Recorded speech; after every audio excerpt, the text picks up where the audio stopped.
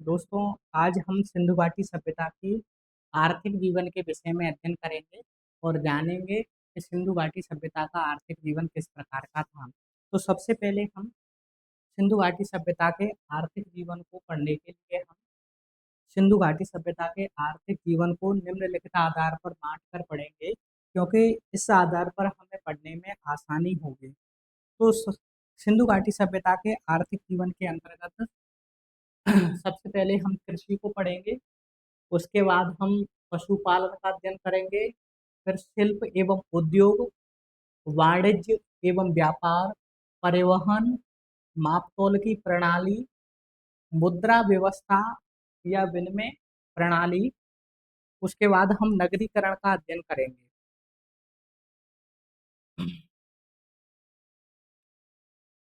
सिंधु घाटी सभ्यता में सबसे पहले हम कृषि का अध्ययन करेंगे और कृषि के संदर्भ में सिंधु घाटी सभ्यता में हम जानते हैं कि सिंधु घाटी सभ्यता की अर्थव्यवस्था का मुख्य आधार कृषि था।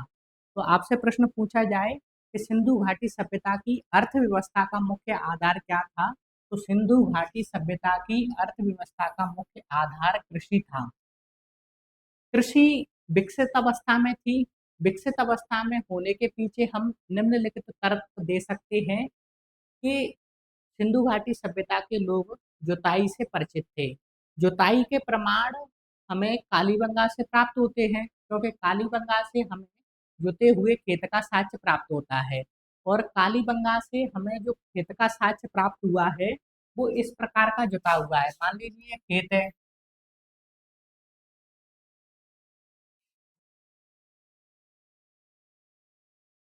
इस प्रकार जुता हुआ है।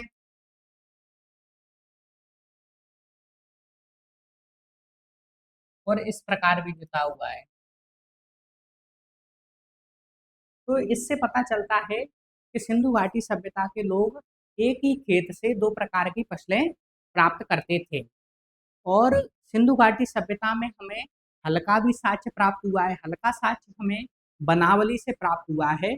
इस प्रकार सिंधु घाटी सभ्यता के लोग जुताई से परिचित थे। सिंधु घाटी सभ्यता के लोग अधिशेष की भी प्राप्ति करते थे। अधिशेष मतलब जो भी कृषि किया, खाया पिया, उसके बाद बचा हुआ जो है एकत्रित कर लेते थे या उसको बेच देते थे। ठीक है। तो कृषि अधिशेष का साक्ष्य हमें हड़प्पा, मोहनजोदड़ो, कालीबंगा और लोथल से प्राप्त होता है। सिंधु घाटी सभ्यता के जो लोग थे वो सिंचाई से परिचित थे। सिंधु घाटी सभ्यता के जो लोग थे वो मुख्यतः नदियों के आसपास निवास करते थे, तो नदियों पर सिंचाई के लिए आश्रित थे। बांधों का निर्माण करते थे, क्योंकि हमें मोहनजोदड़ो से एक विशाल बांध का साक्ष्य प्राप्त हुआ है। और मोहनजोदड़ो से ही हमें घरों से कुओं को भी साक्ष्य प्राप्त हुए हैं। इसलिए हम कह सकते हैं कि सिंधु घाटी सभ्यता के लोग सिंचाई के लिए नदियों, बांधों और कुओं पर निर्भर थे। सिंधु घाटी सभ्यता से हमें नहरों के साक्ष्य प्राप्त नहीं होते हैं। ठीक है। तो सिंधु घाटी सभ्यता से हमें नहरों के साक्ष्य प्राप्त नहीं हुए हैं। सिंधु घाटी सभ्यता के लोगों की अगर फसलों की बात करें, तो सिंधु घाटी सभ्यता के लोग 9 प्रकार की फसलें करते थे, क्योंकि सिंधु घाटी सभ्यता से हमें 9 प्रकार की फसलों के साक्ष्य प्राप्त होते हैं। फसलों में मुख्यतः गेहूं और जौ की फसल किया करते थे। गेहूं की 3 और जौ की 2 प्रजातियों के साक्ष्य प्राप्त होते हैं हमें सिंधु घाटी सभ्यता से। इसके अलावा हमें मटर, राई, तिल, सरसों, तरबूज, खरबूज आदि के भी प्रमाण मिलते हैं। किंतु हमें दाल और ईख के साक्ष्य प्राप्त नहीं होते हैं। तो सिंधु घाटी सभ्यता से हमें ना तो दाल मिलती है और ना ही ईख अर्थात गन्ने का साक्ष्य प्राप्त होता है। लोथल और रंगपुर से हमें एक इस प्रकार की मृण मूर्ति प्राप्त हुई है कि उससे धान की भूसी लिपटी हुई है। तो धान की भूसी लिपटी हुई मृण मूर्ति हमें कहाँ से प्राप्त हुई है, तो लोथल से और रंगपुर से। लोथल से और रंगपुर से हमें ऐसी मृण मूर्ति प्राप्त हुई है जो धान की भूसी से लिपटी हुई है। इसके अलावा रागी की फसल उत्तर भारत के किसी भी स्थल से प्राप्त नहीं हुई है। तो सिंधु घाटी सभ्यता के अंतर्गत रागी जो फसल है वो हमें उत्तर भारत के किसी भी स्थल से प्राप्त नहीं हुई है। ठीक है। जो कपास का साक्ष्य है वो विश्व में प्राचीनतम कपास का साक्ष्य मेहरगढ़ से प्राप्त हुआ है। तो विश्व में कपास का जो प्राचीनतम साक्ष्य है वो मेहरगढ़ से प्राप्त हुआ है। इसके अलावा हम देखें तो पशुपालन की बात करें तो सिंधु घाटी सभ्यता के लोग पशुपालन क्यों करते थे? तो एक तो यह है कि भोजन की प्राप्ति होती थी, दूसरा यह है कि आवागमन की सुविधा के लिए पशुओं का उपयोग किया जाता था। जैसे बैलगाड़ी बना ली, बैठ गए। ठीक है, क्योंकि पहले जो है बाइक और कार वगैरह तो चलती नहीं थी कि बैठे और फुर फुर हो गए। ठीक है कि नहीं? तो सिंधु घाटी सभ्यता के लोग परिवहन के लिए पशुपालन करते थे, साथ में भोजन के लिए पशुपालन का प्रयोग करते थे। तो पशुपालन में किन-किन पशुओं का पालन करते थे? तो कुबड़ वाले सांड का प्रयोग करते थे, बिना कुबड़ वाले बैल, गाय, भैंस, भेड़, बकरी आदि को पालतू बनाया करते थे। ठीक है? क्योंकि हमें लोथल से क्या प्राप्त हुआ है? तो हाथी दाँत का स्केल प्राप्त हुआ है। हाथी दाँत का पैमाना प्राप्त हुआ है हमें लोथल से। लोथल कहाँ है? गुजरात में। इसके अलावा हमें कालीबंगा से क्या प्राप्त हुआ है? तो कालीबंगा से हमें ऊँट की हड्डियाँ प्राप्त हुई हैं। कालीबंगा कहाँ है? राजस्थान में। तो कालीबंगा से हमें ऊँट की हड्डियाँ प्राप्त हुई हैं। राणा गुंडई से हमें घोड़े के दांत प्राप्त हुए हैं। राणा गुंडई से हमें घोड़े के दांत प्राप्त हुए हैं। सुरकोतड़ा से हमें घोड़े की अस्थियां प्राप्त हुई हैं। और मोहनजोदड़ो से हमें घोड़े की मृण मूर्तियां प्राप्त हुई हैं। मृण मूर्तियों का अर्थ है मिट्टी की मूर्तियां। मृण मूर्तियों का अर्थ क्या है? मिट्टी की मूर्तियां। तो मृण मूर्तियों का मतलब होता है मिट्टी की मूर्तियां। किंतु सिंधु घाटी सभ्यता में हमें घोड़ा, शेर और बाघ इनको पालतू नहीं बनाया जाता था। तो सिंधु घाटी सभ्यता के लोग घोड़े, बाघ और शेर को पालतू नहीं बनाते थे। किन किन चीजों को पालतू नहीं बनाते थे? तो घोड़ा, शेर, बाघ को पालतू नहीं बनाते थे सिंधु घाटी सभ्यता के लोग।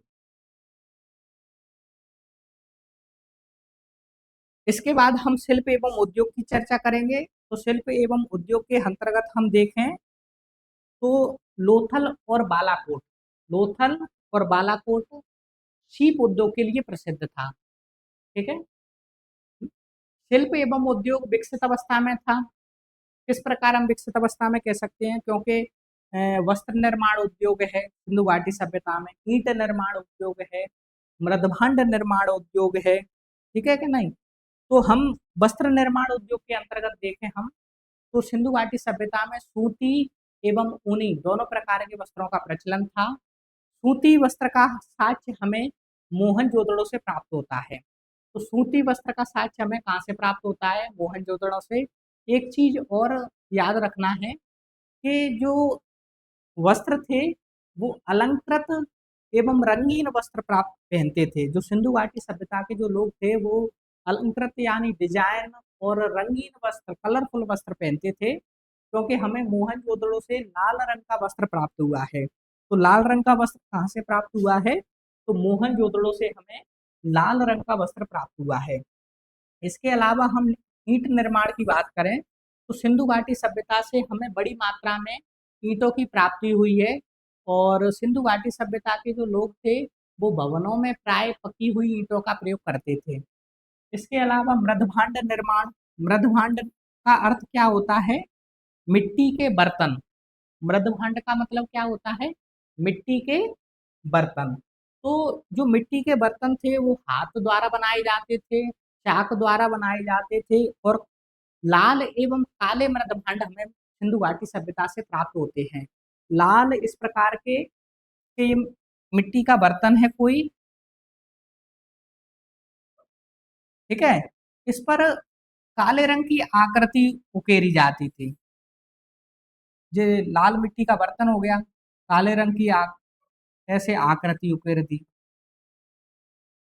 तो हमें सिंधु घाटी सभ्यता से हाथ एवं चाक निर्मित मृदभांड प्राप्त होते हैं एवं उन पर जो सिंधु घाटी सभ्यता के जो मृदभांड अर्थात मिट्टी के बर्तन हैं वो लाल रंग के प्राप्त होते हैं और उन पर काली रंग की आकृति उकेरी जाती थी। इस प्रकार हमें हाथ एवं चाक निर्मित लाल एवं काले मृदभांड सिंधु घाटी सभ्यता से प्राप्त होते हैं। इसके बाद आभूषण निर्माण की बात करें तो सिंधु घाटी सभ्यता के जो लोग हैं वो सोना, चांदी, तांबा, मनके और लाजवर्द से निर्मित आभूषण पहनते हैं। तो आभूषण निर्माण उद्योग में सिंधु घाटी सभ्यता के लोग हैं वो सोना, चांदी, तांबा, मनके एवं लाजवर्द से निर्मित आभूषण पहनते हैं।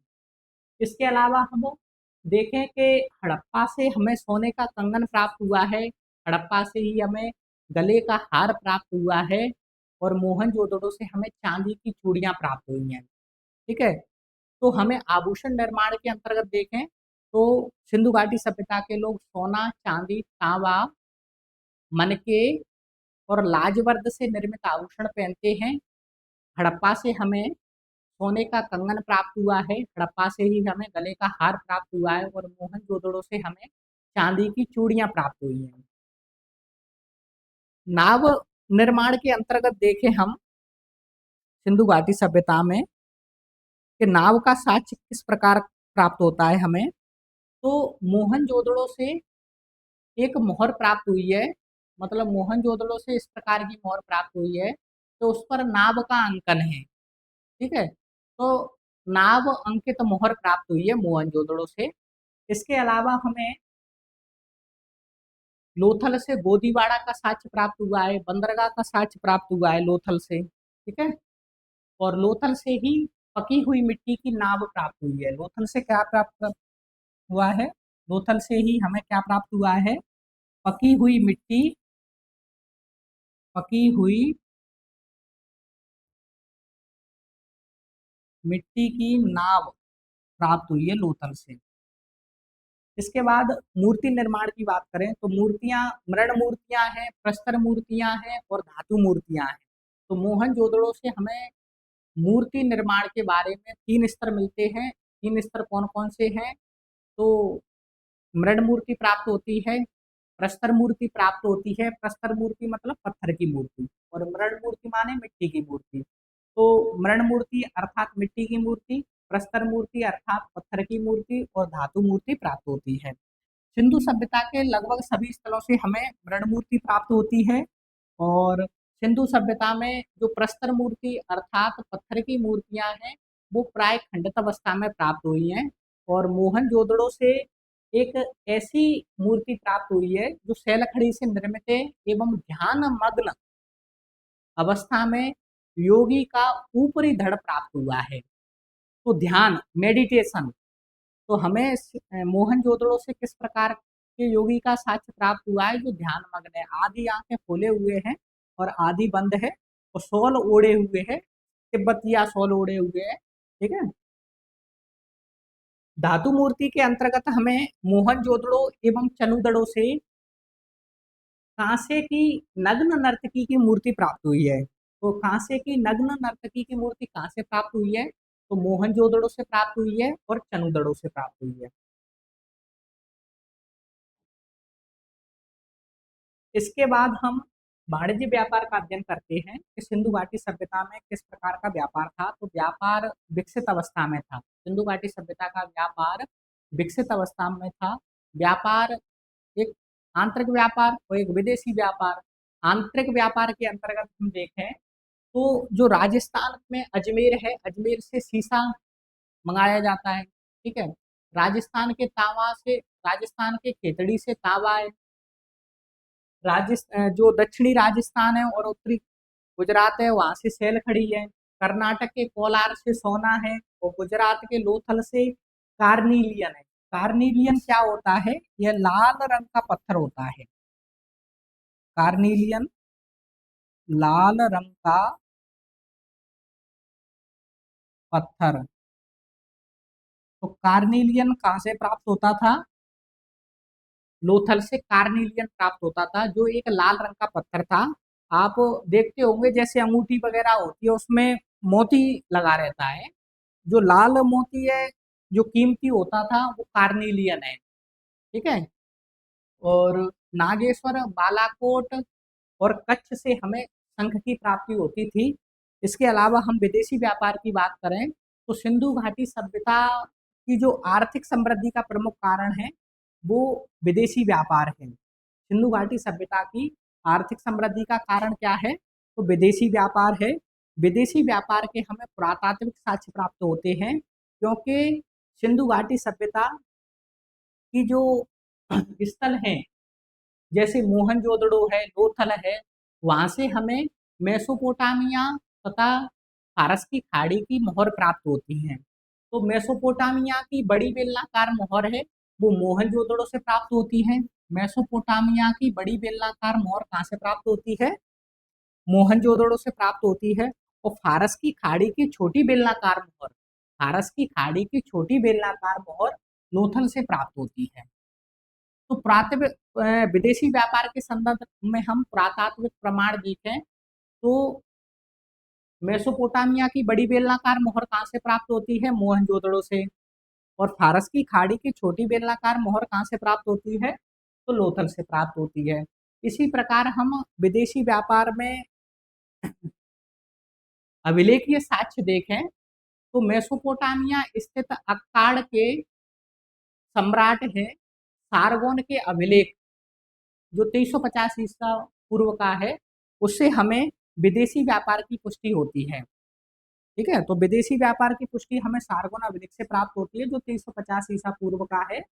और जिससे पता चलता है कि मेसोपोटामिया का जो व्यापार है वो दिलमुन, माकन और मेलुआ से होता है।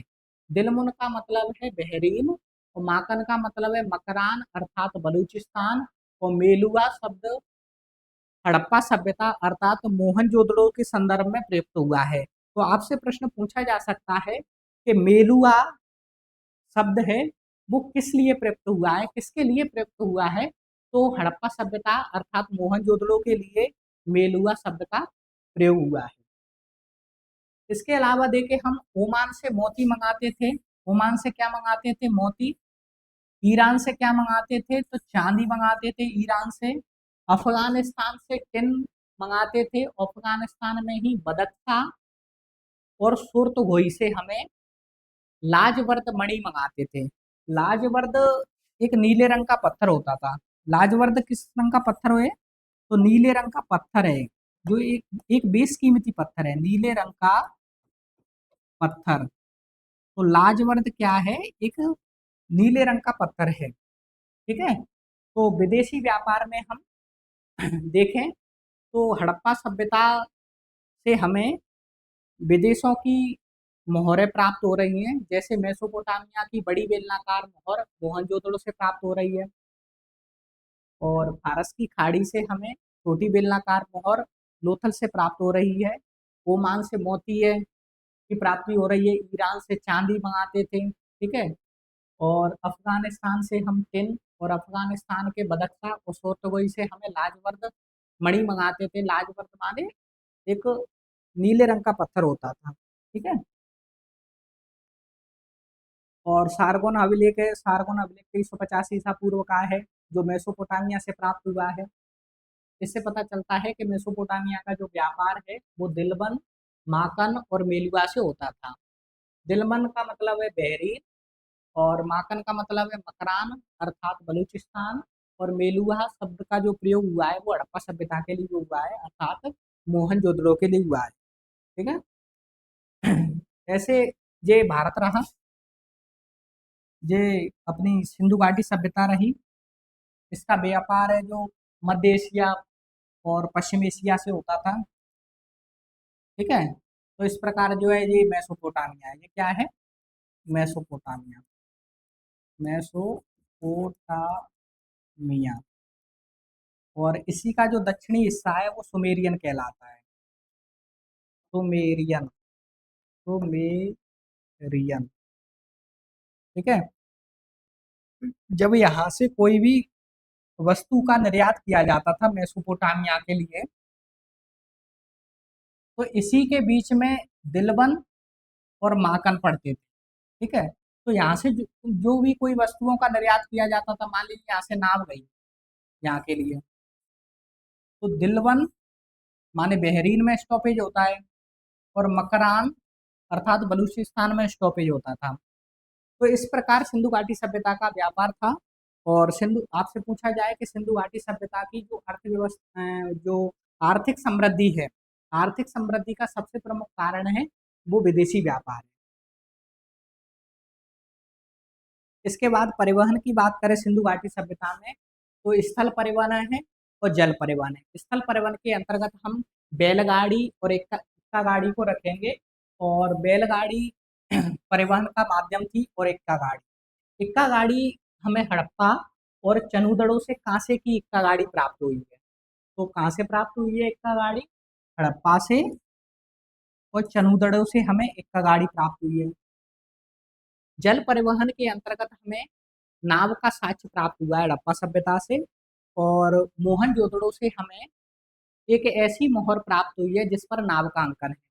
तो मोहर पर अंकित नाव का साक्ष्य मोहनजोदड़ो से प्राप्त हुआ है। साथ ही लोथल से गोदीवाड़ा अर्थात बंदरगाह का साक्ष्य प्राप्त हुआ है। और लोथल से ही हमें पकी हुई मिट्टी का, जो पकी हुई मिट्टी है उसकी नाप प्राप्त हुई है। तो लोथल से हमें पकी हुई मिट्टी की नाप प्राप्त हुई है, और लोथल से ही हमें क्या प्राप्त हुआ है? लोथल से ही हमें गोदीवाड़ा का साक्ष्य प्राप्त हुआ है। गोदीवाड़ा अर्थात बंदरगाह।